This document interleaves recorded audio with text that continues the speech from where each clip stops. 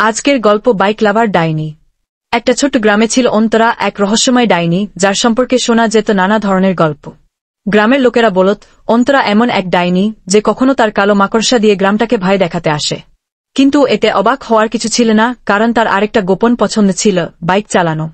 গ্রামের লোকেরা জানত না ডাইনি বাইক চালায় কিভাবে, কিন্তু হ্যাঁ, সত্যি অন্তরা ছিল এক কঠিন বাইক লাভার। আর তার বাইক ছিল সাধারণ বাইক নয়, একটি জাদুকরি বাইক যা শুধুমাত্র অন্তরা নিয়ন্ত্রণ করতে পারত। বাইকটি ছিল কালো এবং এর গায়ে লাল আগুনের মতো লাইন ছিল। আর যখন সে বাইক চালাত তখন বাইকটি আকাশের মতো দ্রুত চলত, ঠিক যেন ফরেস্ট গাম্প সিনেমার সেই বিখ্যাত দৃশ্য। গ্রামে তার হঠাৎ আসা যাওয়ার সময় লোকেরা অনেকটাই ভয় পেয়ে যেত, কারণ বাইকটি এত দ্রুত চালানো হতো যে তা দেখে মনে হতো যেন সোজা আকাশ থেকে নেমে আসছে। একদিন গ্রামের এক যুবক আরিফ, যিনি বাইক চালানোর জন্য পাগল ছিল, তার জীবনের সবচেয়ে বড় স্বপ্ন ছিল একটা সুদৃশ্য বাইক পাওয়া। একদিন গ্রামে গুজব উঠল যে অন্তরা বাইক নিয়ে আসবে। আরিফ খুবই উত্তেজিত হয়ে গেল, ভাবল আমি অন্তরার বাইক চালিয়ে দেখব, একদিন আমি তার মতো বাইক চালাতে পারব।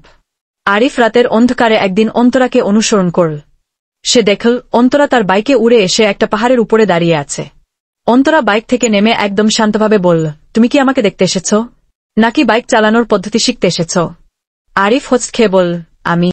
অন্তরা একটু হাসল এবং বলল, তুমি যদি সত্যি বাইক চালাতে চাও তবে আগে আমাকে পুঙ্খানুপুঙ্খভাবে বুঝতে হবে। যখন তুমি বাইক চালাবে তখন যেন তোমার সব ভয় চলে যাবে, কিন্তু মনে রেখো এটা খুবই বিপজ্জনক কাজ। আরিফ বলল, আমি প্রস্তুত। অন্তরা তখন তার বাইক আরিফকে দিল। প্রথমে আরিফ একটু ভয় পেয়ে গেল, কিন্তু তারপর এক পলকে সে বাইকটি চালানো শুরু করল।